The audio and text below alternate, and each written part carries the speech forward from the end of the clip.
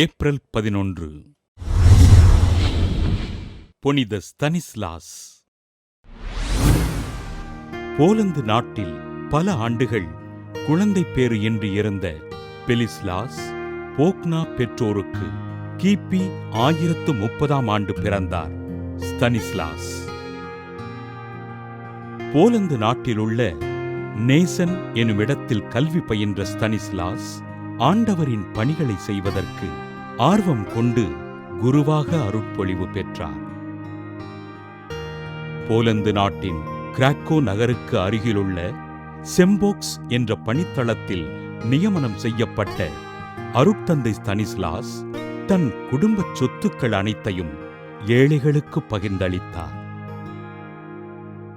கிராக்கோ நகர பேராலய பங்கு தந்தையாகவும் கிராக்கோ மறைமாவட்ட முதன்மை குருவாகவும் தன் பணிகளை திறம்படச் செய்த அருட்தந்தை ஸ்தனிஸ்லாஸ் கிபி 1072ஆம் ஆண்டு கிராக்கோ நகர ஆயராக திருநிலைப்படுத்தப்பட்டார். போலந்து அரசன் 2ஆம் போல்ஸ்லாஸின் தவறுகளை சுட்டிக்காட்டிய ஆயர் ஸ்தனிஸ்லாஸ் அந்நாட்டு மக்களுக்கு ஆண்டவரின் நற்செய்தியினை போதித்து அவர்களை ஆண்டவரில் வேரூன்றச் செய்தார்.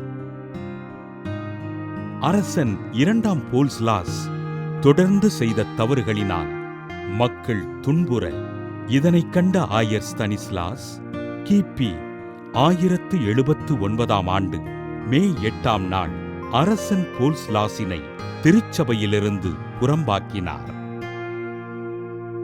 அரசரும் சாமானிய மக்களும் ஆண்டவரின் முன்பு சமமானவர்கள் என்று கூறிய ஆயர் ஸ்தனிஸ்லாஸ் கிபி 1079ஆம் ஆண்டு ஏப்ரல் 11ஆம் நாள் திருப்பலி நிறைவேற்றிக் கொண்டிருந்த போது அரசன் போல்ஸ்லாஸினால் தலை வெட்டப்பட்டு மறைசாட்சியாக உயிர் துறந்தார்.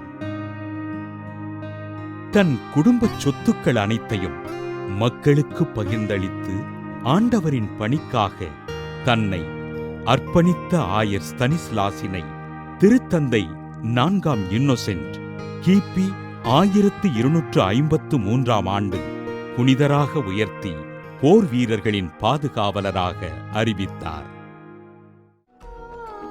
புனித ஸ்தனிஸ்லாஸ் திருவிழாவினை கொண்டாடுகின்ற நாம் நம் தாய் திருநாட்டை பாதுகாக்கின்ற முப்படை வீரர்களுக்காகவும் அவர்களின் குடும்பங்களுக்காகவும் ஜெபிப்போம்.